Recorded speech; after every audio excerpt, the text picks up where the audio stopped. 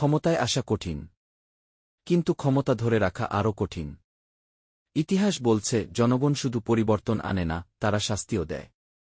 আজ সবচেয়ে বড় প্রশ্ন, চাঁদাবাজির অভিযোগ কি বিএনপির জন্য রাজনৈতিক ঝুঁকির নতুন সংকেত হয়ে দাঁড়াচ্ছে? যে অভিযোগ একসময় বিরোধী রাজনীতির শক্ত অস্ত্র ছিল, আজ সেই একই ইস্যু কি উল্টো চাপ তৈরি করছে? রাজপথের ভাষা আর রাষ্ট্র পরিচালনার বাস্তবতা এক নয়। ক্ষমতায় গেলে প্রতিটি অভিযোগ হয়ে যায় দায়, প্রতিটি সমালোচনা হয়ে যায় জবাবদিহিতার পরীক্ষা।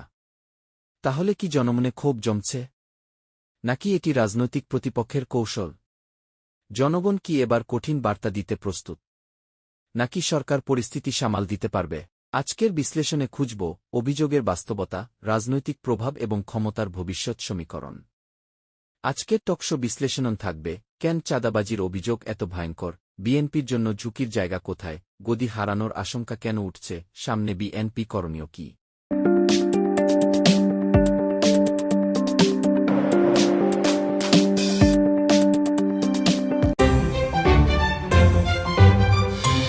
ক্ষমতায় আসা কঠিন, কিন্তু ক্ষমতা ধরে রাখা আরও কঠিন। আর সেই ক্ষমতার রাজনীতিতে সবচেয়ে স্পর্শকাতর যে ইস্যুগুলোর একটি, তা হল চাঁদাবাজির অভিযোগ। কেন এটি এত ভয়ঙ্কর? কারণ এই অভিযোগ সরাসরি মানুষের দৈনন্দিন জীবনের সঙ্গে জড়িয়ে যায়। এটি কোনো বিমূর্ত রাজনৈতিক বিতর্ক নয়, এটি ব্যবসায়ী, ঠিকাদার, পরিবহন খাত, এমনকি ছোট দোকানদারের বাস্তব অভিজ্ঞতার সঙ্গে সম্পর্কিত। যখন সাধারণ মানুষ মনে করে তাদের উপার্জনের উপর অযৌক্তিক চাপ তৈরি হচ্ছে, তখন ক্ষোভ খুব দ্রুত ছড়িয়ে পড়ে। রাজনীতিতে বিশ্বাসযোগ্যতা একটি বড় সম্পদ। বিরোধী দলে থাকাকালে যদি কোনো দল চাঁদাবাজির বিরুদ্ধে সোচ্চার থাকে, আর ক্ষমতায় আসার পর একই অভিযোগ তাদের ঘিরে ফেলে, তাহলে চাপ দ্বিগুণ হয়ে যায়।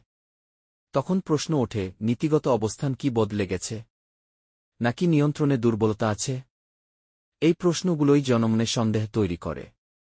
আর সন্দেহ তৈরি হলেই জনাস্থা দ্রুত কমতে শুরু করে। জনাস্থা হারানো খুব সহজ, কিন্তু তা পুনর্গঠন করা অত্যন্ত কঠিন। যদি জনগণ মনে করে ক্ষমতার আশেপাশে থাকা গোষ্ঠীগুলো প্রভাব খাটাচ্ছে, তাহলে শুধু একটি দলের নয়, পুরো সরকারের ভাবমূর্তি ক্ষতিগ্রস্ত হয়। এর প্রভাব পড়ে অর্থনীতিতে, বিনিয়োগে, প্রশাসনিক গতিশীলতায়। আন্তর্জাতিক মহলেও একটি নেতিবাচক বার্তা যায়, আইনশৃঙ্খলা ও সুশাসনের প্রশ্নে অনিশ্চয়তা তৈরি হয়। ইতিহাস দেখায়, অর্থনৈতিক চাপ বা আইনশৃঙ্খলা ইস্যুতে জনগণের ধৈর্য সীমিত। চাঁদাবাজির অভিযোগ প্রমাণিত হোক বা না হোক, আলোচনাটাই রাজনৈতিক ঝুঁকি বাড়িয়ে দেয়। কারণ এটি নৈতিকতার প্রশ্ন তোলে, জবাবদিহিতার প্রশ্ন তোলে, এবং শেষ পর্যন্ত নেতৃত্বের সক্ষমতা নিয়েও প্রশ্ন তোলে। এই কারণেই চাঁদাবাজির অভিযোগ শুধু একটি রাজনৈতিক সমালোচনা নয়, এটি ক্ষমতার স্থায়িত্বের পরীক্ষাও হতে পারে। যে দল দ্রুত, স্বচ্ছ এবং দৃশ্যমানভাবে পরিস্থিতি সামাল দিতে পারবে, তারাই জনাস্থা ধরে রাখতে পারবে। অন্যথায় জনগণের বার্তা হতে পারে খুবই স্পষ্ট এবং কঠোর। বিএনপির জন্য ঝুঁকির জায়গা আসলে কোথায়? বিষয়টি শুধু একটি অভিযোগে সীমাবদ্ধ নয়, বরং এটি মাঠপর্যায়ের বাস্তবতা ও দলীয় নিয়ন্ত্রণ কাঠামোর কার্যকারিতার সঙ্গে জড়িত। ক্ষমতায় আসার পর কেন্দ্রীয় নেতৃত্ব যতই শক্ত অবস্থান নিক, বাস্তব রাজনীতি পরিচালিত হয় তৃণমূল ও স্থানীয় পর্যায়ে। সেখানেই যদি নিয়ন্ত্রণের ঘাটতি দেখা দেয়, তাহলে ছোট ঘটনা দ্রুত বড় ইস্যুতে পরিণত হতে পারে।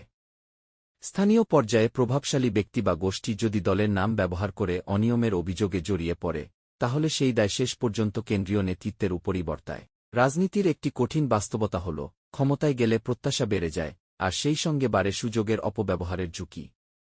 যদি দলীয় শৃঙ্খলা কঠোরভাবে কার্যকর না থাকে, তাহলে ক্ষমতার কাছাকাছি থাকা কিছু মানুষ ব্যক্তিগত সুবিধা নেওয়ার চেষ্টা করতে পারে। এতে শুধু প্রশাসনিক সমস্যাই তৈরি হয় না, বরং দলের ভাবমূর্তিও ক্ষতিগ্রস্ত হয়। বিরোধী দলে থাকাকালে যে দল সুশাসন ও নৈতিকতার কথা বলেছে, ক্ষমতায় এসে যদি মাঠপর্যায়ে তার ব্যত্যয় ঘটে, তাহলে তা রাজনৈতিকভাবে আরও স্পর্শকাতর হয়ে ওঠে।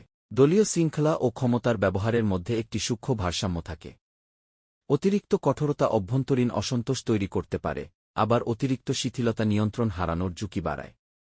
এই ভারসাম্য রক্ষা করা নতুন সরকারের জন্য বড় চ্যালেঞ্জ। বিশেষ করে যখন দীর্ঘ সময় বিরোধী রাজনীতির পর ক্ষমতায় আসা হয়, তখন সংগঠনকে প্রশাসনিক দায়িত্বের সঙ্গে মানিয়ে নেওয়াটা সহজ হয় না। আরেকটি গুরুত্বপূর্ণ দিক হল জনমত। জনগণ কেন্দ্রীয় নেতৃত্বের বক্তব্যের চেয়ে বেশি গুরুত্ব দেয় স্থানীয় অভিজ্ঞতাকে। যদি মাঠপর্যায়ে নেতিবাচক অভিজ্ঞতা বাড়তে থাকে, তাহলে তা দ্রুত সামাজিক মাধ্যমে ছড়িয়ে পড়ে এবং জাতীয় ইস্যুতে রূপ নেয়। তখন এটি শুধু একটি বিচ্ছিন্ন ঘটনা থাকে না, বরং শাসনব্যবস্থার সামগ্রিক প্রশ্নে পরিণত হয়। সুতরাং বিএনপির জন্য ঝুঁকির জায়গা কেবল রাজনৈতিক বিরোধিতায় নয়, বরং নিজেদের সংগঠন কতটা কার্যকরভাবে নিয়ন্ত্রণ ও শৃঙ্খলায় রাখতে পারে সেখানেই। মাঠপর্যায়ে দৃশ্যমান শৃঙ্খলা, দ্রুত ব্যবস্থা এবং জবাবদিহিতা নিশ্চিত করতে পারলে চাপ কমবে। না হলে ছোট অভিযোগই বড় রাজনৈতিক চ্যালেঞ্জে রূপ নিতে পারে।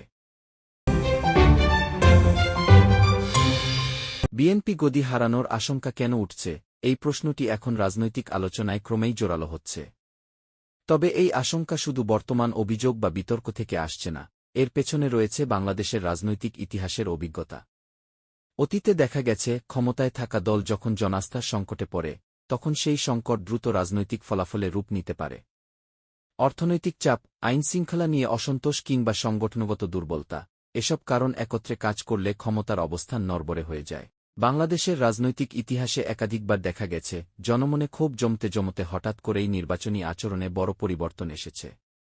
জনগণ অনেক সময় দীর্ঘদিন নীরব থাকে, কিন্তু যখন তারা মনে করে প্রত্যাশা পূরণ হয়নি বা নৈতিক অবস্থানে ব্যত্যয় ঘটেছে, তখন তারা ব্যালটের মাধ্যমে বার্তা দেয়। এই বাস্তবতা থেকেই গদি হারানোর আশঙ্কা শব্দটি আলোচনায় আসে। আরেকটি গুরুত্বপূর্ণ দিক হল জনমতের সূক্ষ্ম পরিবর্তন। সামাজিক যোগাযোগ মাধ্যম, স্থানীয় আলোচনায় অসন্তোষের ইঙ্গিত, ব্যবসায়ী মহলের উদ্বেগ কিংবা তরুণ ভোটারদের হতাশা, এসব লক্ষণ যদি একসাথে বাড়তে থাকে, তাহলে তা রাজনৈতিক সতর্কবার্তা হিসেবে ধরা হয়। যদিও এসব সবসময় সরাসরি নির্বাচনী ফলাফলে পরিণত হয় না, তবুও এগুলো ক্ষমতাসীন দলের জন্য চাপের ইঙ্গিত দেয়। তবে একই সঙ্গে এটাও সত্য, রাজনীতিতে পরিস্থিতি দ্রুত বদলায়। সংকট মোকাবিলার কৌশল, সংগঠনগত শৃঙ্খলা এবং জনাস্থা পুনর্গঠনের সক্ষমতা অনেক সময় সম্ভাব্য ঝুঁকি কমিয়ে দিতে পারে। তাই গদি হারানোর আশঙ্কা এখনও একটি রাজনৈতিক আলোচনা মাত্র, বাস্তবতা নির্ভর করবে ভবিষ্যৎ পদক্ষেপ, নেতৃত্বের সিদ্ধান্ত এবং জনগণের চূড়ান্ত মূল্যায়নের উপর। এখন প্রশ্ন হল, বিএনপির সামনে করণীয় কি? ক্ষমতায় থাকার সবচেয়ে বড় পরীক্ষা শুরু হয় তখনই, যখন অভিযোগ, সমালোচনা বা মাঠপর্যায়ের অসন্তোষ সামনে আসে।